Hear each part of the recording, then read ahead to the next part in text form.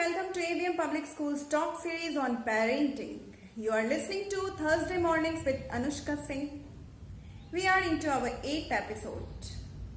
Dear parents, आज के इस वीडियो में मैं चर्चा करूंगी कि किस प्रकार पेरेंट्स यदि थोड़ा सहज हो जाए तो अपने दैनिक जीवन में ही बच्चों को काफी सारी नई नई चीजें सिखा सकते हैं फर्स्ट प्रिंसिपल्स के जरिए। और मैं आपको बताने जा रही हूं कि फर्स्ट प्रिंसिपल्स क्या है। बच्चों के सिलेबस के अलावा बहुत सारी ऐसी चीजें हैं जो हम बच्चों के साथ जो हमारा दैनिक इंटरेक्शन होता है, डेली बेसिस पे हमारी उनसे जो भी बातें होती हैं, उसके जरिए हम उन्हें वो कॉन्सेप्ट दे सकते हैं, एटलीस्ट सम इंट्रोडक्टरी लेवल पर उनको बता सकते हैं। और इसमें जो चीज हमें सबसे ज्यादा मदद करती है वो है बच्चों की खुद की क्यूरियोसिटी। क्योंकि बच्चों के अंदर क्यूरियोसिटी, उत्सुकता स्वाभाविक रूप से होती है। वो प्रश्न पर प्रश्न पूछते जाते हैं और बच्चों की प्रश्न पूछने की इस स्वाभाविक प्रवृत्ति का ही हमें पूरा लाभ उठाना है। क्योंकि बच्चों की क्रिएटिविटी, रचनात्मकता, कल्पनाशीलता, इमेजिनेशन, ये सबका सोर्स उनके इसी फेज की क्यूरियोसिटी से है। इनफैक्ट एक रिसर्च किया गया 5 साल के उम्र के कुछ बच्चों के साथ, उनकी क्रिएटिविटी मेजर की गई और हर 5 साल के इंटरवल पे उनकी क्यूरियोसिटी को मेजर किया गया, तब तक जब तक कि वो बच्चे 25 साल के ना हो गए। और देखा गया कि उन 5 साल के बच्चों का जो ग्रुप था वो 95% क्रिएटिव थे और वही बच्चे जब 25 साल के हो गए तो उनकी क्रिएटिविटी 5% रही। तो पेरेंट्स, मैं बात कर रही थी कि बच्चों की उत्सुकता को, उनके प्रश्न पूछते रहने की टेंडेंसी का किस प्रकार हमें लाभ उठाना है। बच्चों के सवालों का हम कमोवेश जवाब देते हैं, लेकिन अब बच्चों के सवालों का जवाब देने में हमें जिस प्रिंसिपल को अपनाना है उसका नाम ही फर्स्ट प्रिंसिपल्स है। सीधे सरल शब्दों में फर्स्ट प्रिंसिपल से तात्पर्य है किसी भी चीज के बुनियादी सिद्धांतों से। जैसे एग्जाम्पल के जरिए इस प्रकार समझा जा सकता है कि मान लीजिए आप बच्चे को जूता पहनाना चाहते हैं। इस पे बच्चा पूछेगा कि मैं जूते क्यों पहनूं। अब आपके सामने बच्चे का एक प्रश्न आया है। ये प्रश्न नहीं है, बल्कि आपके सामने एक अवसर आया है बच्चे को कुछ सिखाने का।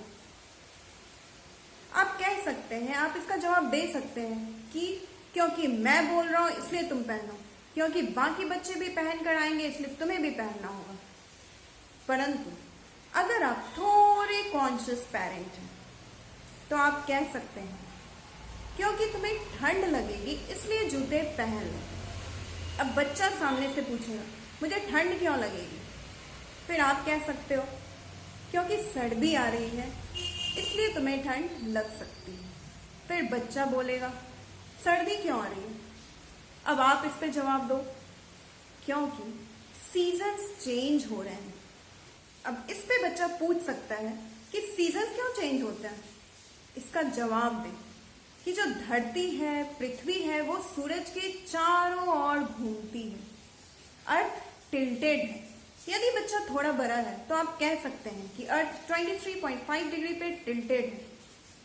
या बच्चे की एज के हिसाब से आप सीधा कह सकते हैं कि धरती सूरज के चारों ओर घूमती है इसलिए सीजन्स चेंज होते हैं। तो इस प्रकार बच्चे का पहला प्रश्न दूसरे प्रश्न की ओर, दूसरा प्रश्न तीसरे प्रश्न की ओर लीड करेगा। इस प्रकार आप फर्स्ट प्रिंसिपल्स तक पहुंचने की कोशिश करें। अब आप देखिए कि कहाँ जूता नहीं पहनने वाली बात थी और कहाँ बात पहुंच गई पृथ्वी की रोटेशन पर। है ना मजेदार। तो बच्चा आपसे जब भी कोई प्रश्न पूछता है तो आपके सामने एक बहुत बड़ी अपॉर्चुनिटी आ जाती है बच्चे को कई सारी चीजों से अवगत कराने की।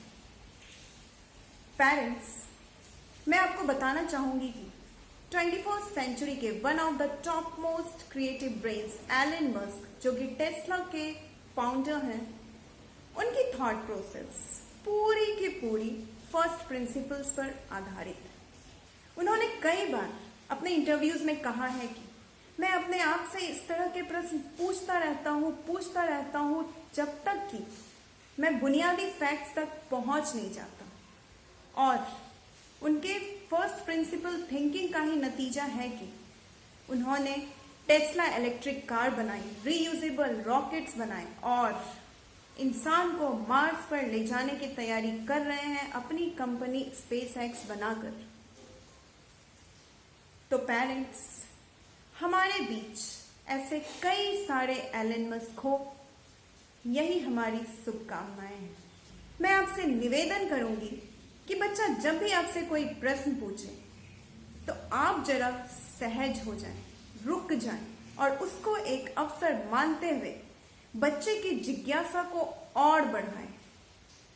और एक प्रश्न आपको दूसरे प्रश्न की ओर ले जाए, ऐसा प्रयास करें।